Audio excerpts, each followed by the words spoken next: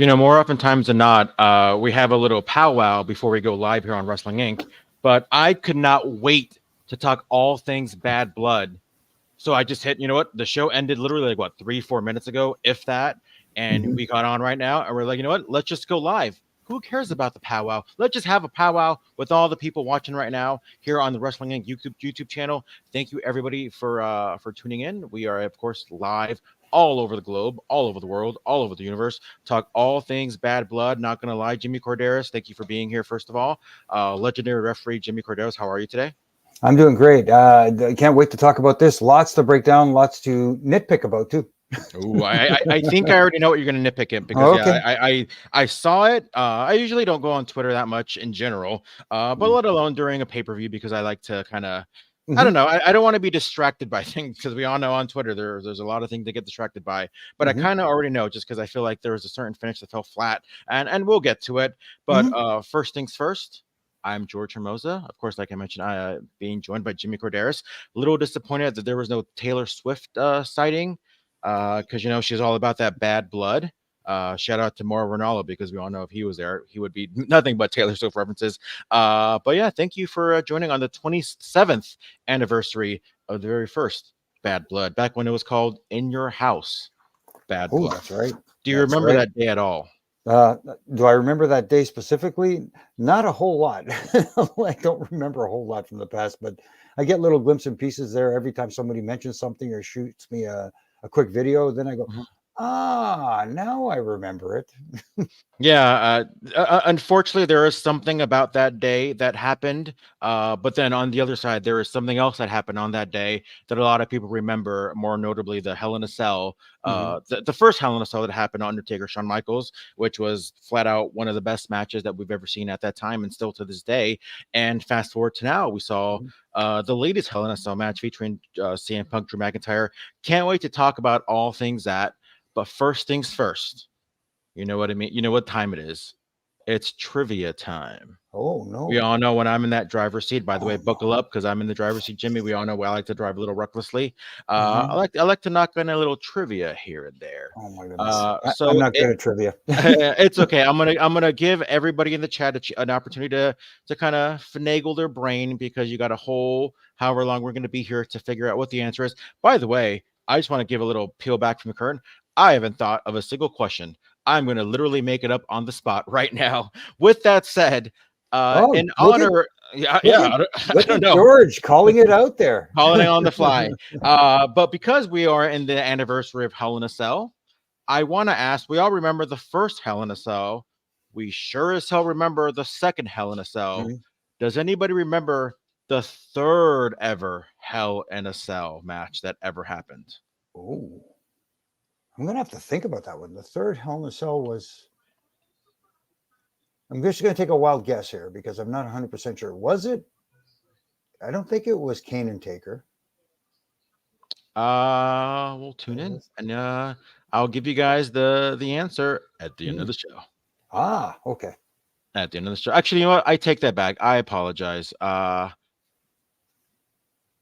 second one was on Raw, but the third one was Undertaker Mankind. So I was going to say the one after Undertaker Mankind, I guess you can say. So the third pay-per-view Hell in a Cell match. Okay. Yeah. So the third Cell match that was ever on a pay-per-view, because I know sometimes it was on Raw and they're like, obviously the Attitude Era was so, felt like everything was in fast forward. So there was not much time to breathe, gimmick matches here, run-ins there. So I'll give everybody like what was the third ever Hell in a Cell match on pay-per-view? Let's do that. With that said, I'll give everybody the answer at the end of the show. With that said, let's get into all things Bad Blood 2024. Of course, we ended the show with a bang, so let's just keep it going.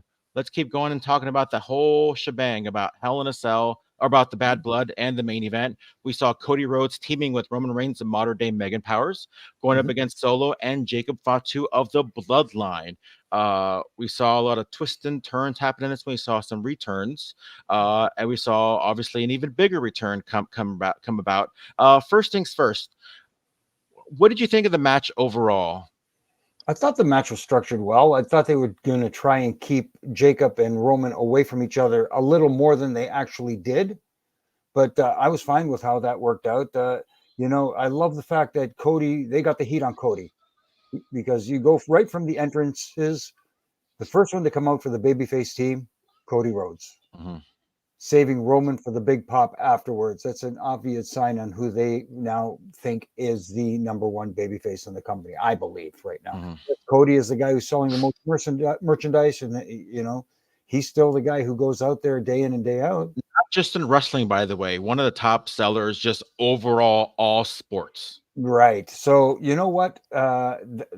He's going to be fine. He doesn't have to worry about it. He'll still be over like Rover.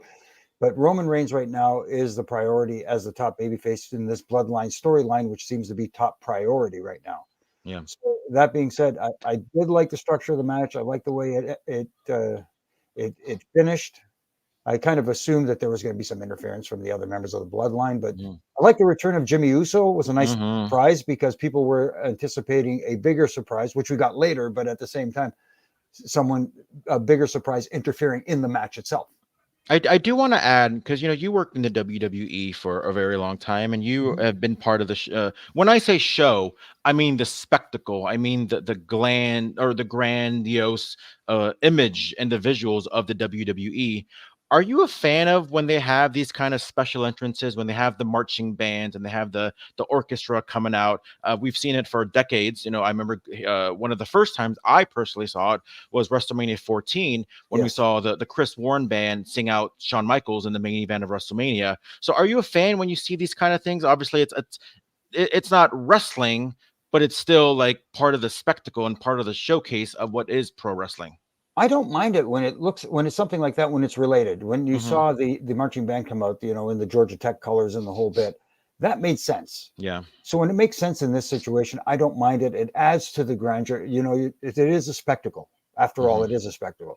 So you do your best to be a little bit different with each entrance.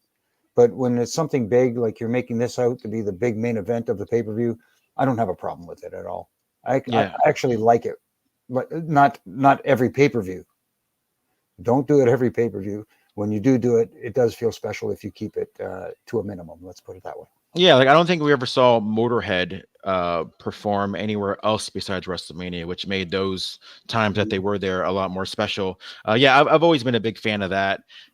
Even going back to when Shinsuke Nakamura first debuted on the main roster, when the guy with the violin came out, I thought that was absolutely outstanding. We had the return of Jimmy Uso. He's been gone since a little after WrestleMania. Do you think now was the perfect time for him to return, or do you think he maybe should have come back a little bit sooner? I know that there's an argument that he should have come back a little sooner, but I didn't mind it tonight. I think it made perfect sense to do it tonight and to show who he aligns with.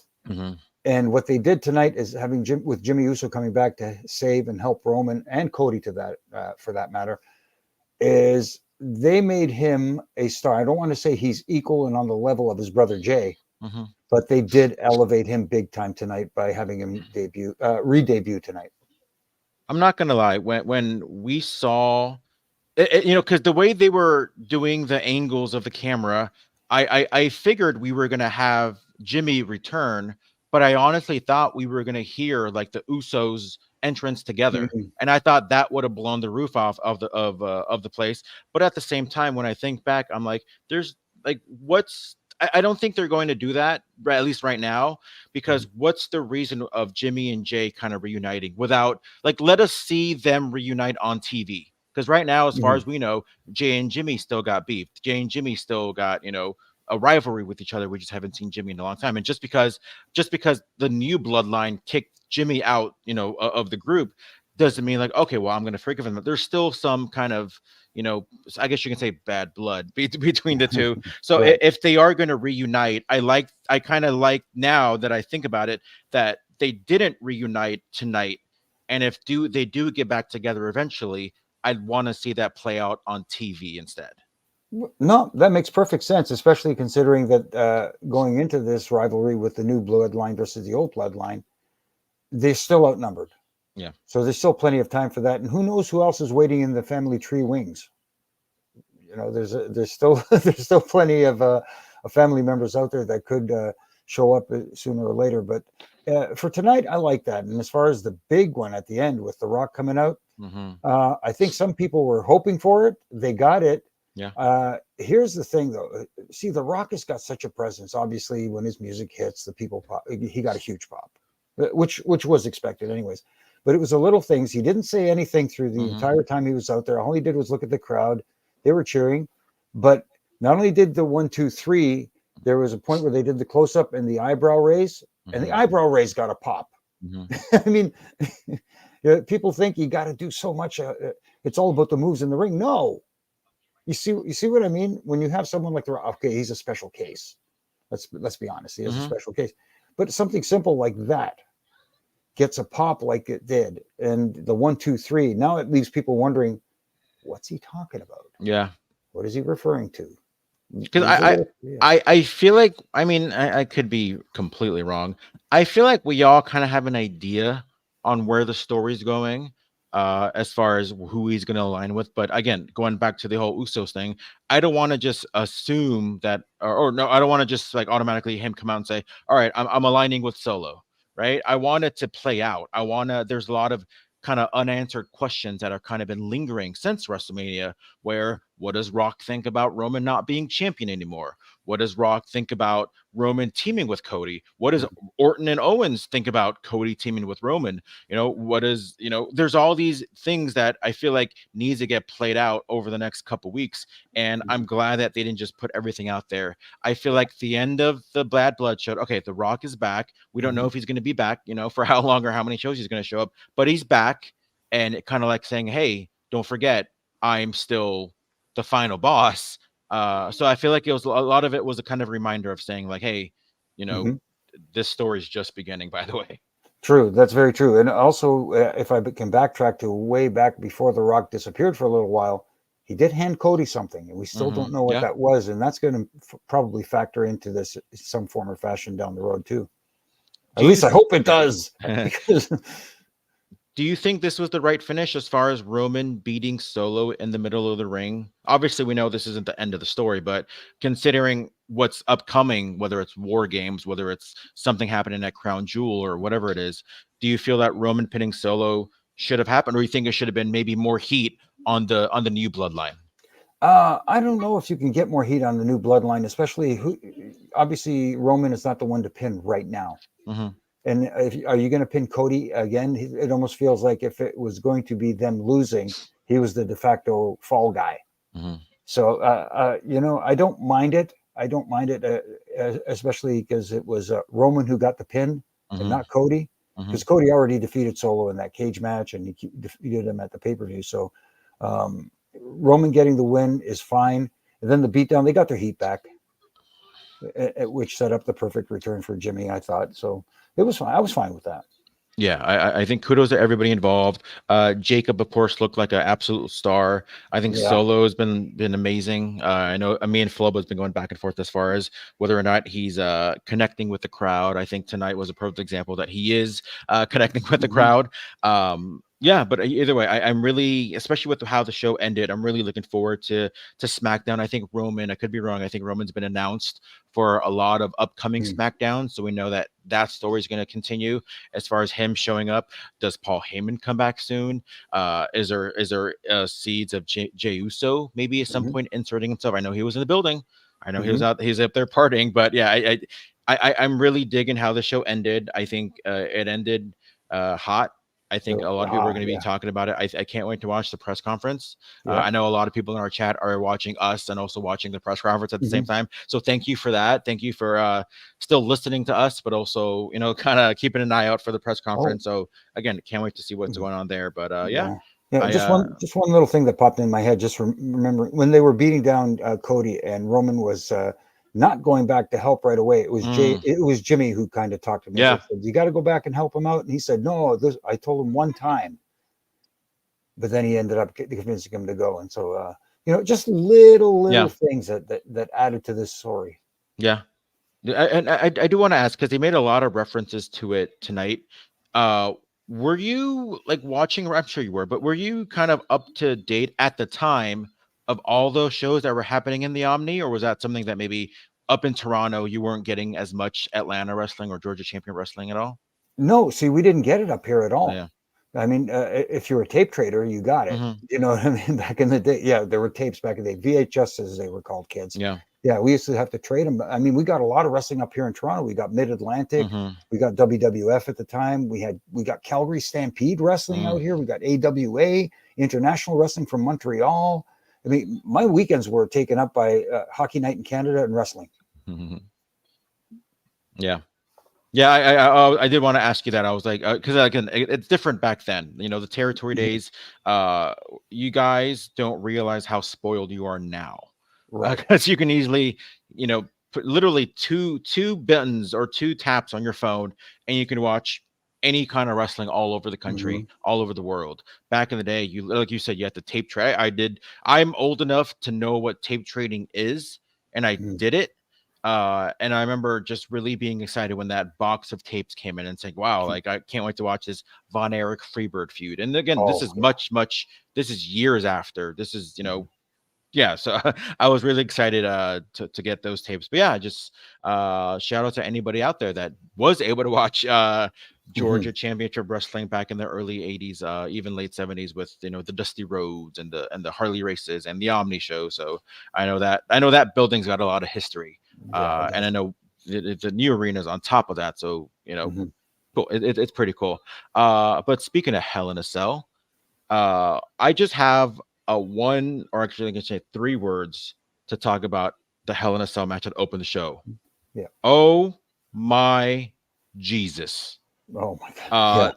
I mean, it was teased throughout the week. You know, CM Punk was on an interview not too long ago saying, I want Hell in a Cell to be what it's known for, not just to have a match out there. I want people to remember this match and remember the brutality of what Hell in a Cell was. And I gotta say, brutality at its absolute most brutal.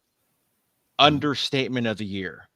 Because there were a lot of cringe-worthy moments in terms of like, man, that hurt my back when I was watching some things. What was your overall thoughts of this CM Punk Drew McIntyre epic cell match? I thought it was great because we've seen some Hell in a Cell matches in the past, and you know, people's high expectations and mine too were high for this one, especially with the 2 participants going in. And if I know people are saying, should this feud go get blown off with a Hell in a Cell match? I was on the fence with it, but after watching this, it was the right call because these guys put their bodies on the line. You talk about sacrificing; these guys made sacrifices that galore. And then, yeah, I don't know what more to say except you talk about brutality. They promised blood, and they delivered. I mean, like Drew hit a gusher.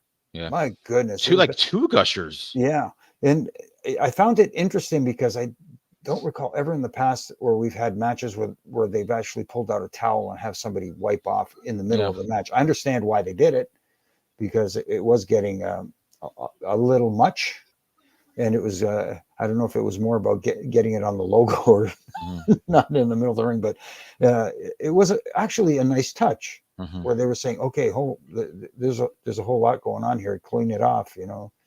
And the stuff they used under the ring, they did use the tables, they did use the steps, a toolbox, which is under the ring, and the stuff in the toolbox was actual stuff that they use for the ring, as opposed to why would they have this in the toolbox? Yeah, you know? Why is a bat wrapped in barbed wire and thumbtacks under the ring?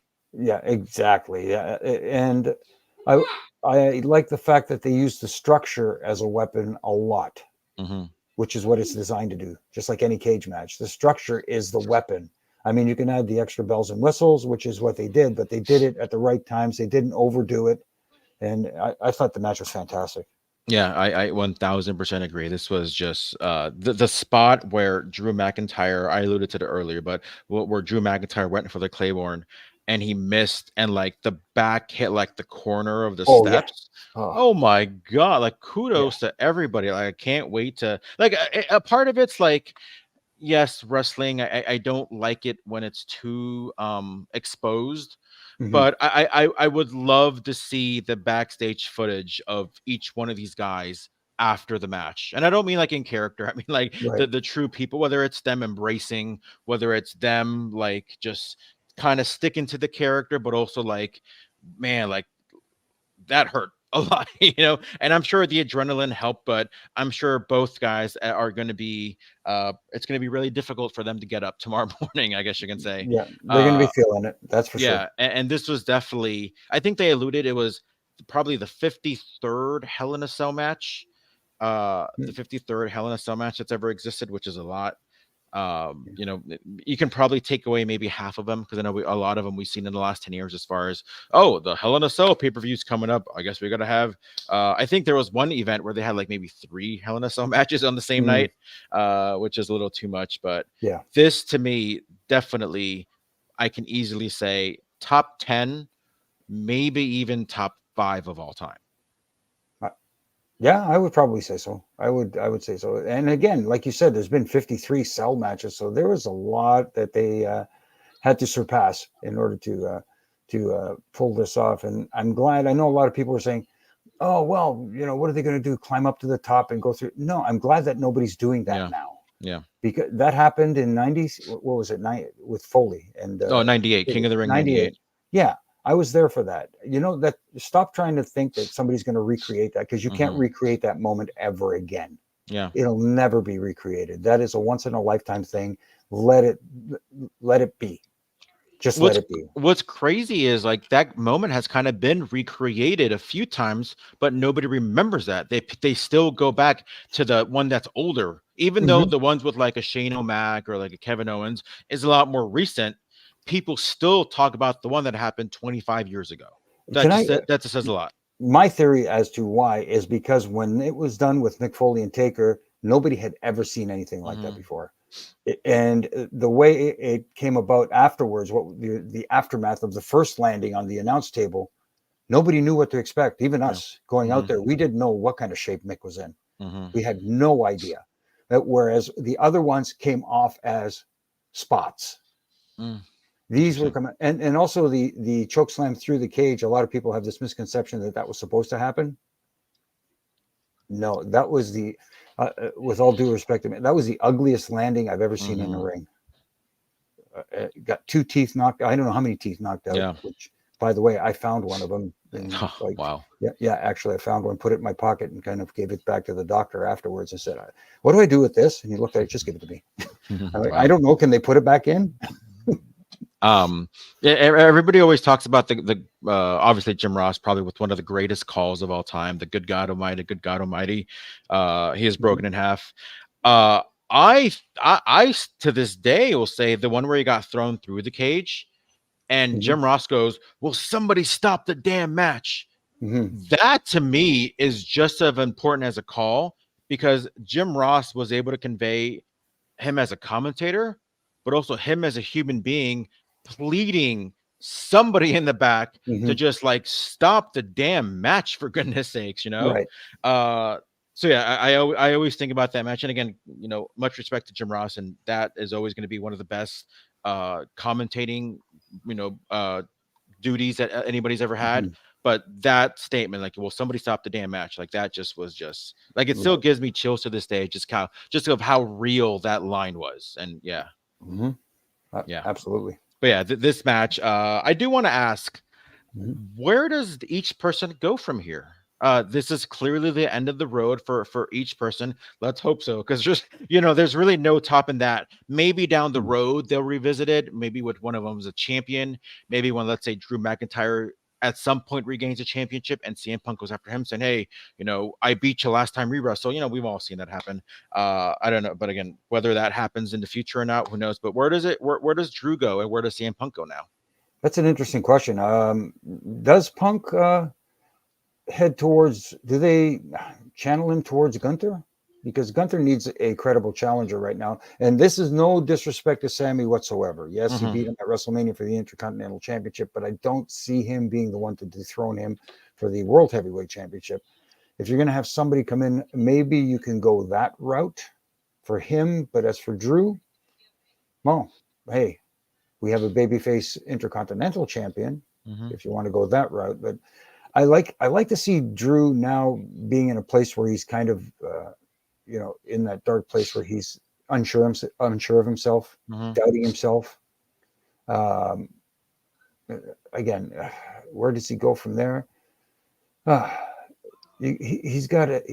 It's got to be someone who could, reignite the fire under him. That's going to be the challenge. Who's that going to be?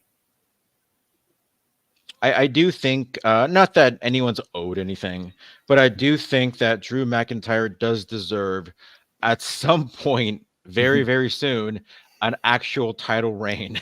And I'm not saying just from a storyline reason or just because they screwed him over, but I think he's been one of the hardest workers of the last 4 years. And he got the big title win at WrestleMania in front of a crowd, but I feel like it's time to have a big, nice title reign in front of a regular crowd.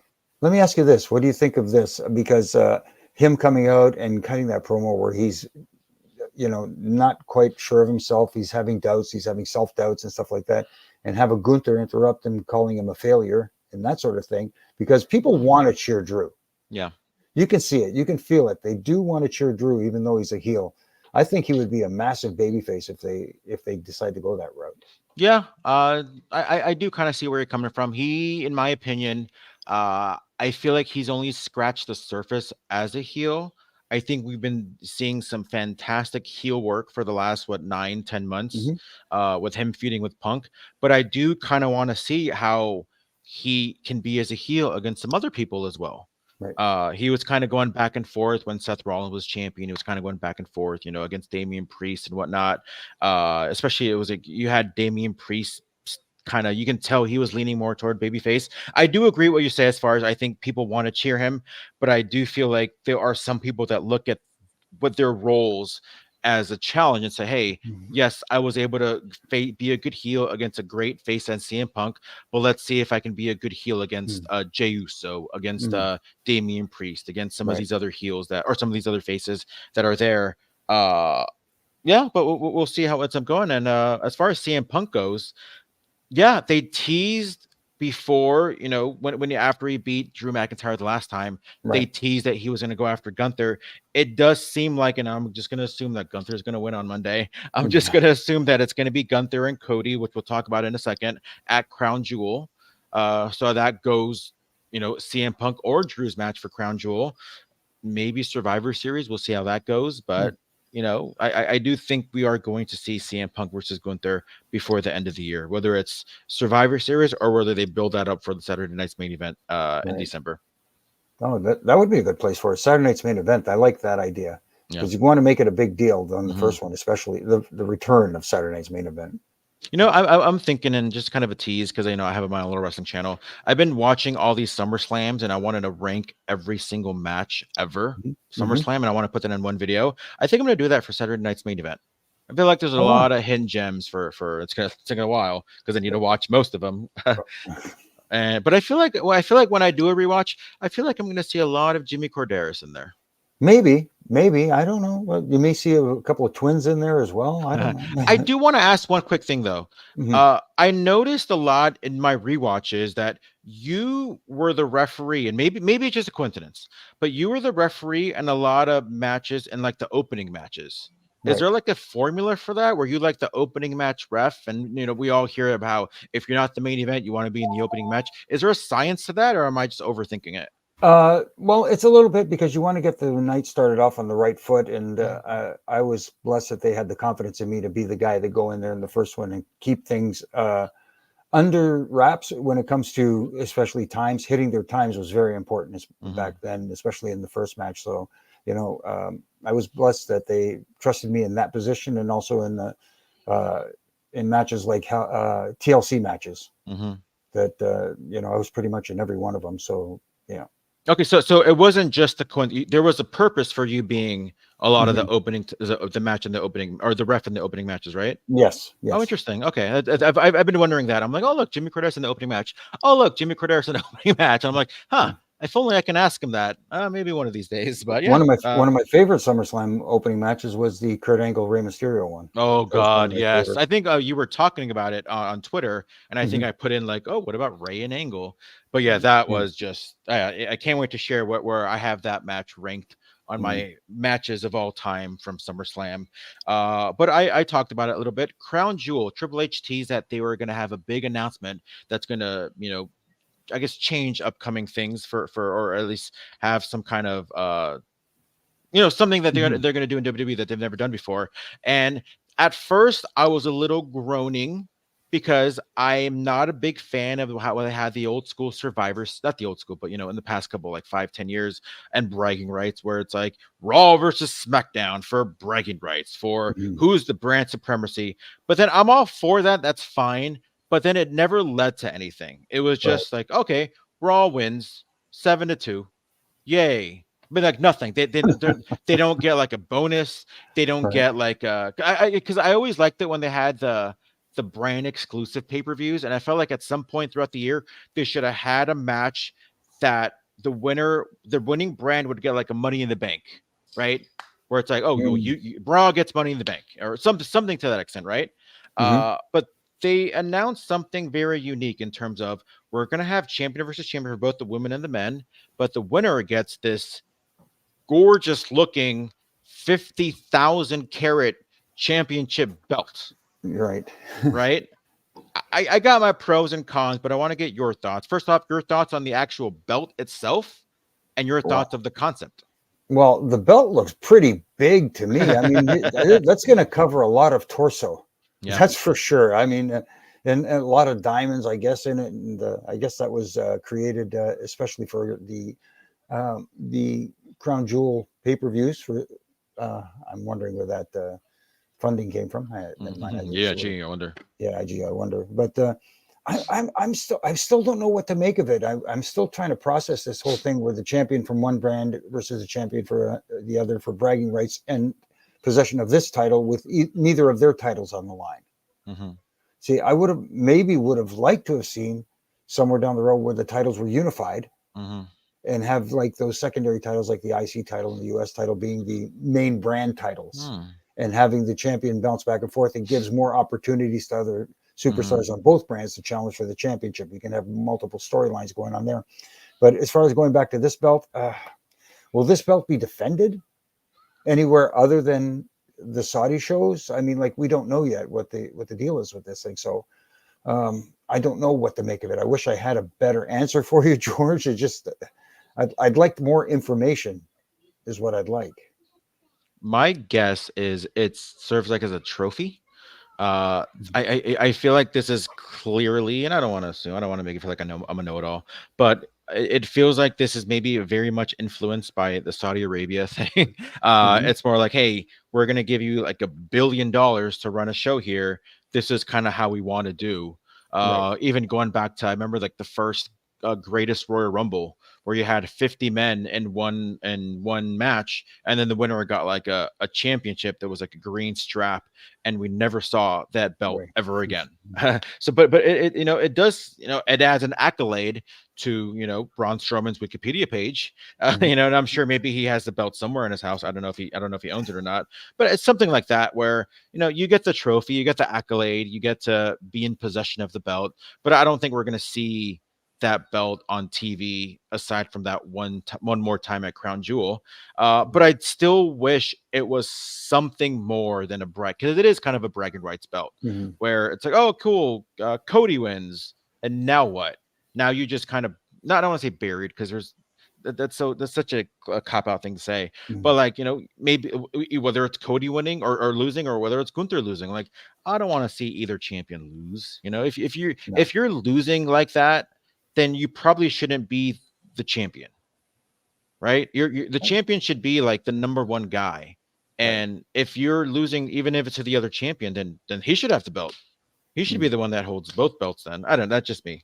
Yeah, it's kind of like when they have non-title matches and championship contender matches where you have to beat the champion to get a shot at the champion, which Yeah. to me makes absolutely zero My, sense. my my biggest pet peeve, when we saw it a lot in like 2005 or so, is when you had tag team champions lose Well, one, they would lose to like a team that's like brand newly put together, or Mhm. even worse, because I think we saw it with like La Resistance when they would lose to like Batista, right? I get Batista's your biggest star, whatever, but like, dude, you guys are the tag team champions. Like, if you can Right. beat two men in a tag team match, you should be able to beat one guy in a handicap match. And those days are gone. But that's what I mean. Like, if you're a champion of some sort, I feel like you shouldn't exactly be losing. And I don't think they're gonna do the cop out and do like count out or a double DQ. I feel like this belt is created for somebody to hold it, Right. not to just have it won in a DQ or not to have it won in a count out or not to have it thrown away in a double DQ. I feel like we are going to see a winner and a loser and for both. But as of now, it's going to be Cody versus Gunther and Mhm. Liv Morgan versus Nia Jax. What do you think of those two matchups? I think they're interesting. Again, it's one of the, at least in the men's side, you have a babyface versus a heel. I don't know how it's going to Yeah. work out with two heels on the women's side. Does that mean we're going to get something of a title change? Will we get a cash in? Oh, Hmm. maybe that would be the perfect place for a cash in for the, I don't Yeah. know. Yeah. I don't think we've ever seen any cash-ins in Saudi Arabia. So it should I be don't believe interesting so. if we ever do get that first one.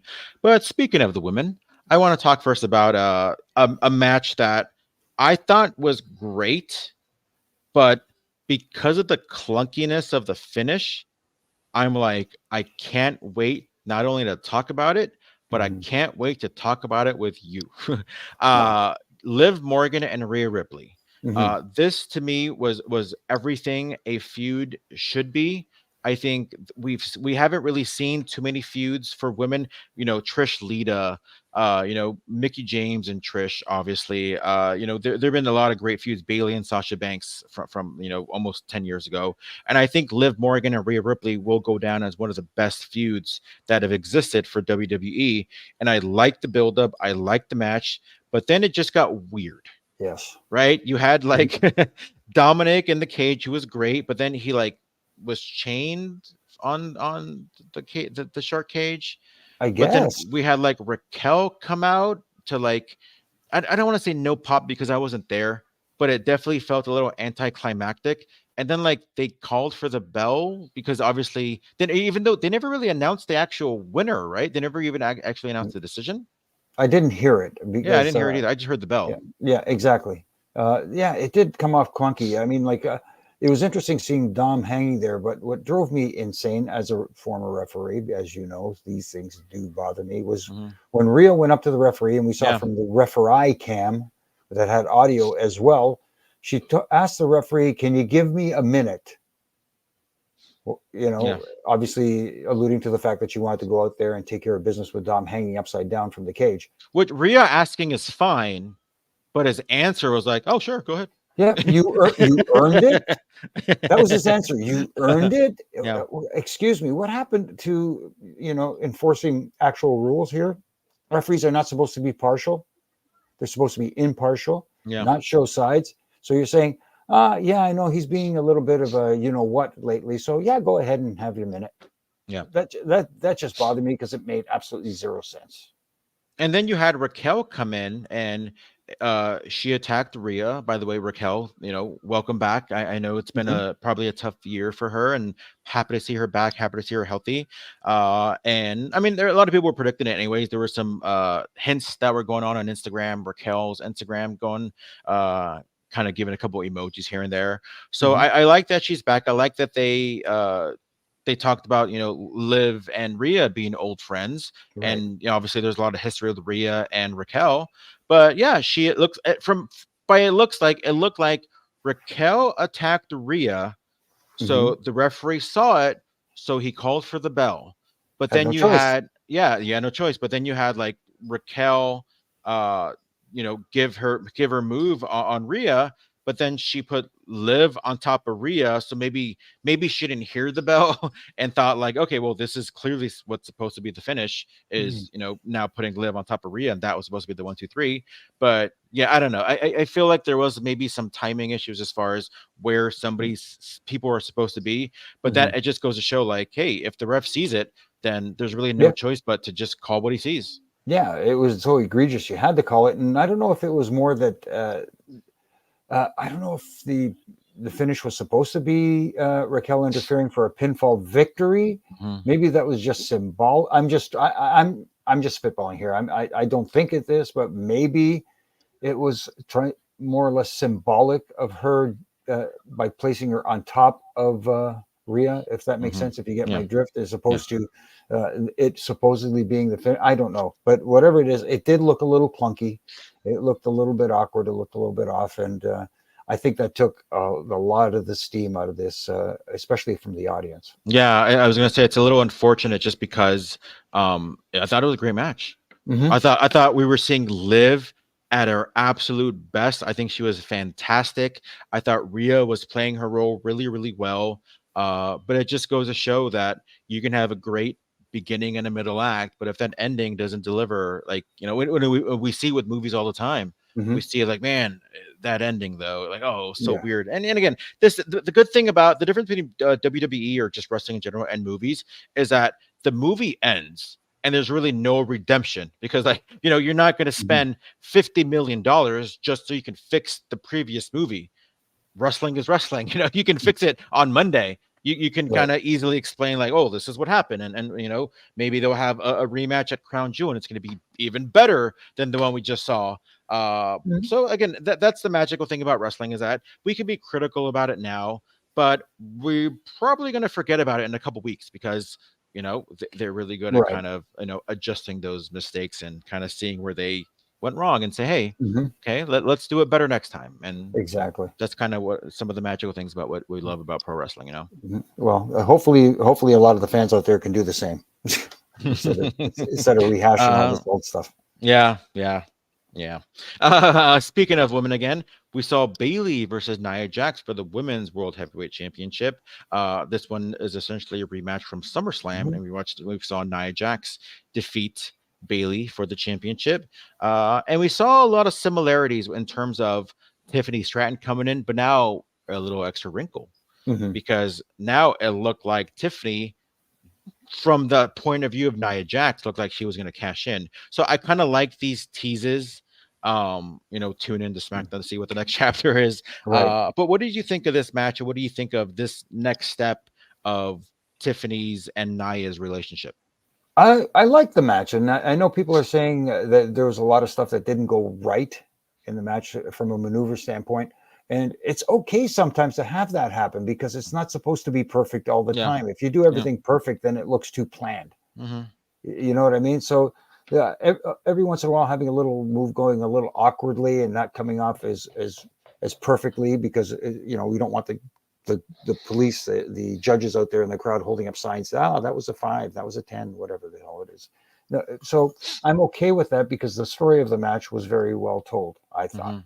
You know, and as far as the finish goes, I like the little wrinkle when Nia finally saw Tiffany in the ring.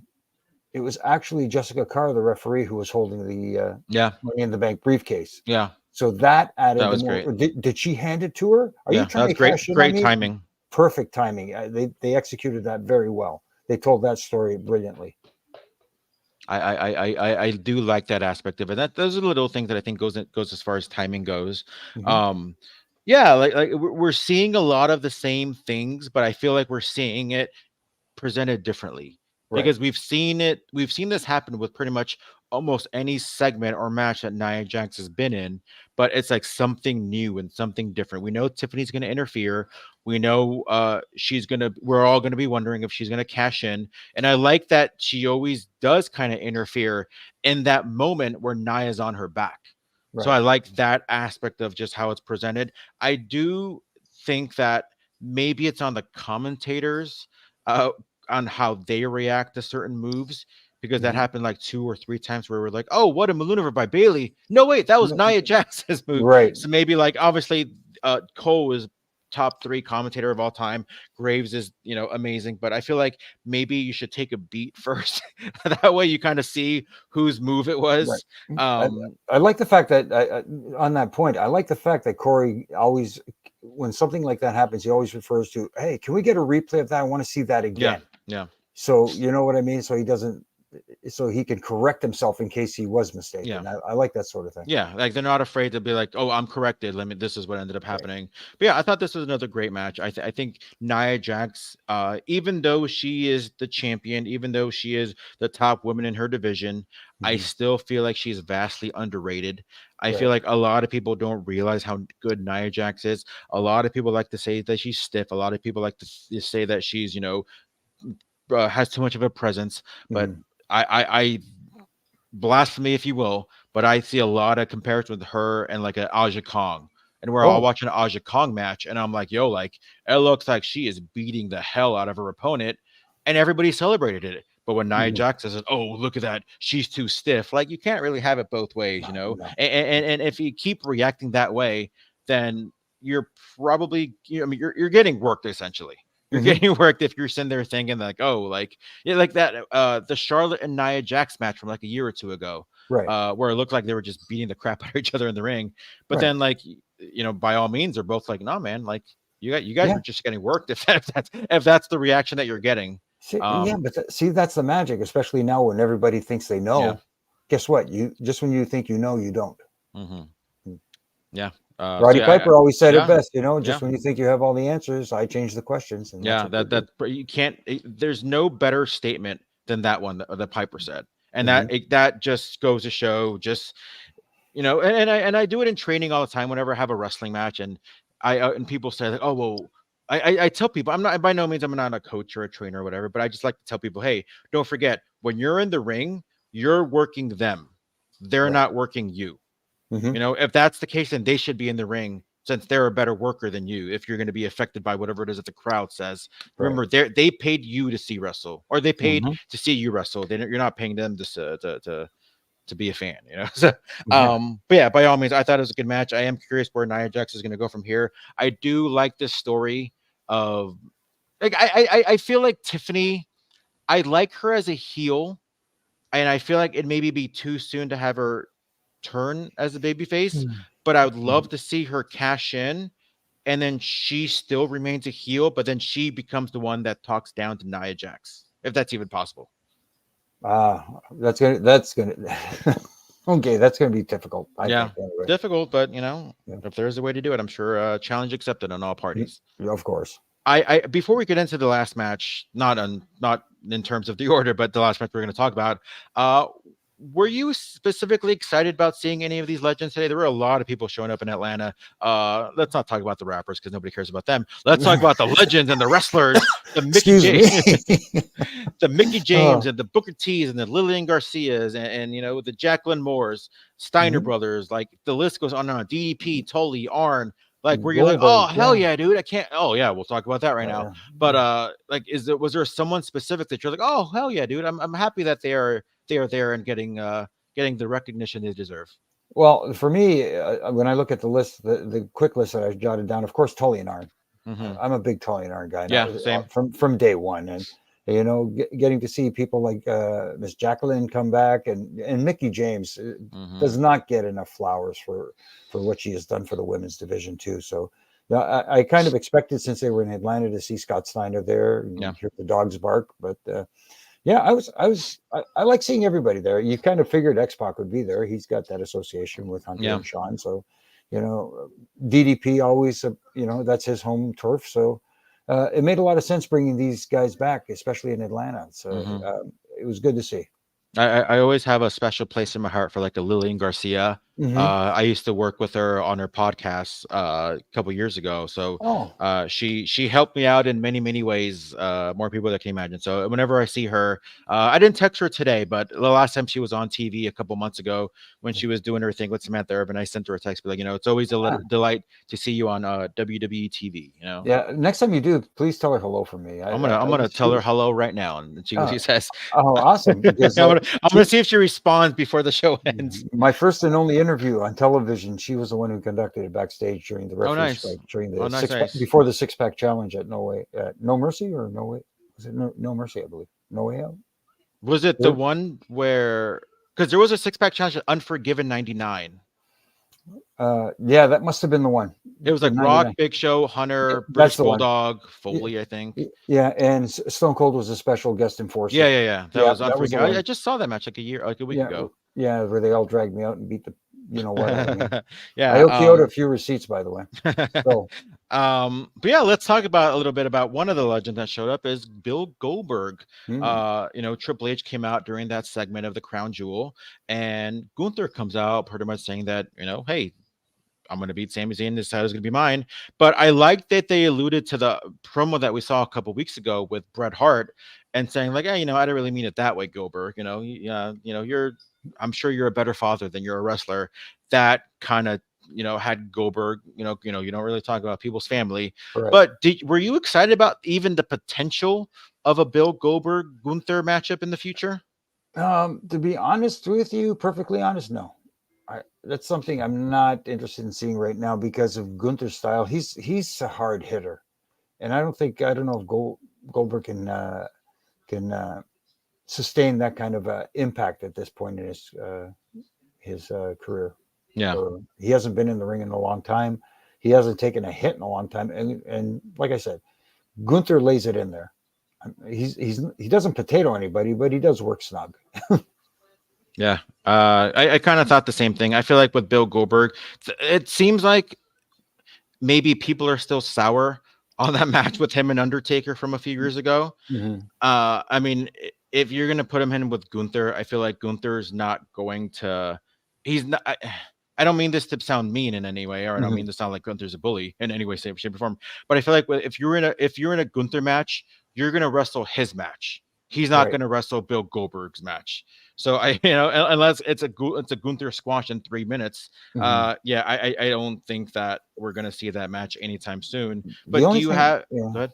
No, go ahead. Ask the I was question. just gonna ask, do you think there is gonna be one more match for a Bill Goldberg? I could possibly see it, or maybe even just something where he gets in, where he interferes in a match with Gunther. Just out of nowhere. Let's say there's a world championship title defense. If you want to get the title off Gunther, maybe there's a way to do it. Now that they planted the seed with him and Goldberg, where there's a ref bump or there's a distraction of some sort, Goldberg comes out of nowhere. There's the spear, and cost Gunther the championship. Yeah, yeah. So we'll see how that goes. I know he's got that big match on Monday with Sami Zayn, so Mm-hmm. it should be interesting how that one plays out. But yeah, we had one more match to talk about. We have the Judgment Day kind of imploding with Finn Mm-hmm. Balor and Damian Priest. This has been years in the making, or maybe months or years in the making with Mm-hmm. them two. We all kind of knew that the inevitable split was going to happen with these two top guys. But overall, what did you think of this match, and what's next for Damian Priest? I did like the match. I thought it was really good. I'm a big Damian Priest guy. He's won me over because there are certain elements of his game that reminds me a lot of Razor Ramon. Yeah. The way he moves, the way he conducts himself, the way he closes distance between him and his opponent, little things that he does, his demeanor. I'm not saying he's a carbon copy. I'm just saying, there are elements of his game that remind me of Scott Hall. And I really enjoyed that. And I enjoyed the match here. I love the tease with the coup de grace for a nice false finish. The crowd bought it. That sometimes it's hard to do nowadays where people think they know what the finish is going to be. And, but I thought the match overall was good. I expected the interference from the other Judgment Day members, but they played it off well. They protected the referee as best they could, which is what you have to do. And I thought the match was fine. I'm just gonna mention it just because I've had a couple people say it in the chat, but it looks like after the PLE, I don't know whether it's backstage or whether it's in the ring, but it looks like Kevin Owens attacked Cody Rhodes. Oh, maybe somebody can elaborate in the chat on where it happened. But I do think that adds to maybe the story of what we've been seeing for the past couple weeks on SmackDown in terms of Kevin Owens not being happy about Cody teaming with Roman. You have Cody, a Roman doing everything he can do with the bloodline against a Cody, against a Kevin, against a Randy Orton. And now it looks like, Kevin Owens is just very like, hey, like, what the hell are you doing? I saw a clip on Twitter. KO attacked Cody near his bus in the parking lot. Yeah, little things like that. Kind of, I guess we got to follow the Twitter account to kind of see. Right. And I do want to ask, just because we're very, very critical at times, and I think fairly critical about other companies. Mm-hmm. When you hear something like, oh, KO attacked Cody, and now we're not seeing it on the main show, we're seeing it maybe happening on X or Twitter, or Mm-hmm. somebody's tweeting us. Is that something that you should save for the main show, or do you like it when they do things on the social medias? Uh, Again, six of one, half a dozen of the other, because of the social media presence of the Mm-hmm. WWE right now. They do have a large presence on social Mm-hmm. media, so I'm sure a lot of eyes saw it. But at the same time, putting it out there on their main show, you know what? They do the press conference afterwards, Mm-hmm. right? And they do the little stuff with Jackie Redmond and Big E and that sort of stuff. Why not just, you know what? This just happened. Let's go to it. We have a camera out there and show that footage of KO taking out Cody Rhodes by his bus. I mean, you can do it that way. And then, you know what? That we'll have more on this later. Please tune into SmackDown, and we'll have apparently we have the full video coverage, and we'll play it then, or something, anything along Yeah. those lines. Tease it, Yeah. something. Yeah, that's pretty interesting. Yeah, maybe it's a little bit different with them and other places, because WWE social media presence is just so enormously huge. I mean, I think they were saying they're what, number 10 on all the YouTube channels in the entire world.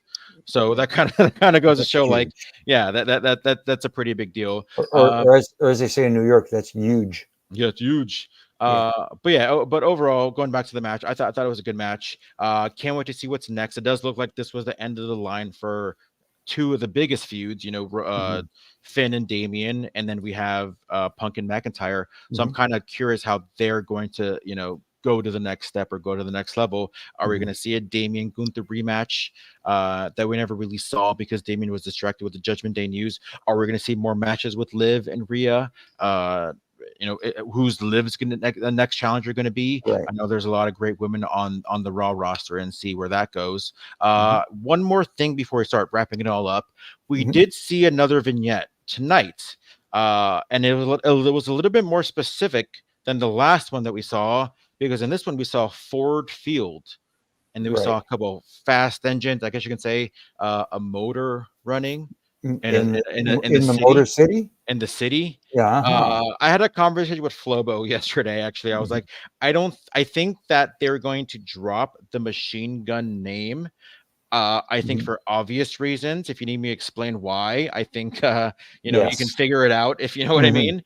Especially with a lot of things that happen in the real world. So yeah, but I do like that they're alluding to the Motor City part of the team. So yeah, Mhm. it looks like these guys are, as much as people were expecting them to show up on NXT Mhm. this upcoming Tuesday. It looks like they will be showing up on SmackDown soon. So how excited are you to see Chris Sabin and Alex Shelley actually skip NXT and go straight to the main roster?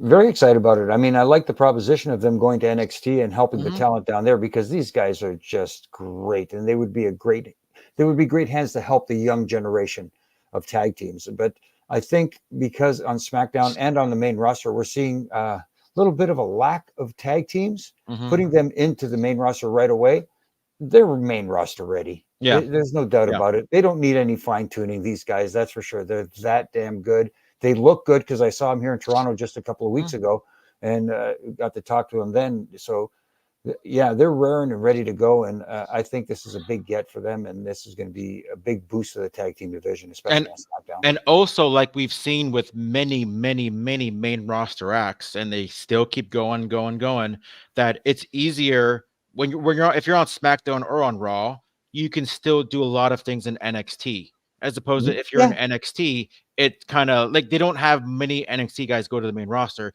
but they have a Mhm. lot of main roster people go to NXT and still make it work, as far as contributing to the developmental system, contributing Mhm. to the top talent that NXT has. And especially with now that they're on the CW, there could be a lot of inter promotion with, hey, Right. I'm on USA, I'm on CW, and yeah, it's so either way, I think it's gonna be really, really cool. I'm kind of curious how quick they are going to be inserted into the tag title division. And yeah, it's gonna either way. I'm excited to see these two guys. I met Okay. Chris Sabin a long time ago, and I cannot say how nice he was. Like, what Right. a great person. I've heard the same about Alex Shelley. I just can't Mhm. say that from a personal standpoint because I never met him. But yeah, Sabin, like like what a great human that person was, and I can't wait to see. Mhm. And congrats on their success. Congrats on their upcoming success. I know that Mhm. as great as TNA is, as great as AEW is, whenever you don't really like notice how big the WWE is until you get noticed outside. Like for example, I was at Comic-Con the last couple of days in LA. Right. I saw so many people dressed up as WWE people, whether it's Cena cosplay, Savage, Slim Jim cosplay, like just regular shirts. It's like it really is like almost as if like I think AJ Styles said it, where like I thought I was famous already. I thought I was getting noticed already, but when I started in WWE, it was this whole new ball game. So yeah, so kudos to everybody involved. So I can't wait to see them show up. Speaking of which, wishing AJ Styles get well soon. Yes. Hopefully, it's not too bad. Whatever the injury 1000%. is. Yeah, I know. There's some reports out there that it was an angle. Hate to disappoint you, fellas. It wasn't. So yeah, kudos to AJ Styles. Get well and by soon. the way, you talk about Comic-Cons. There's a guy up here in Canada that goes to all the Comic-Cons locally. And I don't know, there's videos out there, you may have seen it, where half of them is dressed up like Hulk Hogan and the other half is Savage. That's and he cuts great. a promo one way on as Hogan, and then when he turns around, he does the Savage. That's awesome. Yeah. So that's fantastic. I agree.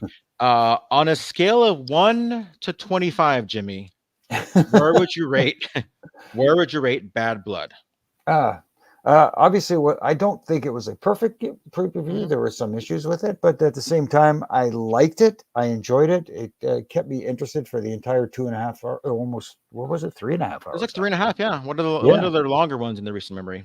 Yeah, exactly. So I'm okay with it. I'm giving it a number. I'm not big on giving it numbers, but if I had to give it one, on a scale from A to G. A to G. Now you're throwing me. I'm Greek. Why didn't you say alpha to omega? Alpha to on a scale from alpha to beta. What would you rank it? Yeah, I'd give it an alpha and a half or something. No, nice. We should develop a new ranking system like that. Yeah, well, if they can do it for matches, 5 stars, they actually increase it to what, 6 or 7? I don't know. I don't know. It changes every couple. But of years. It was good. It was an entertaining pay-per-view. I love the structure of that 5-match format. They give the matches time. Every match has a story, and keep it that way until I know what's going to happen WrestleMania 2 nights. But that's the anomaly. Well, all those big ones are going to be 2 nights now. Yeah, it's only a matter of time before Rumble. I think goes to 2 nights, if anything. But I liked it overall. I would give it maybe like a 19 or 20 out of a 25. Yeah, that's what I was thinking.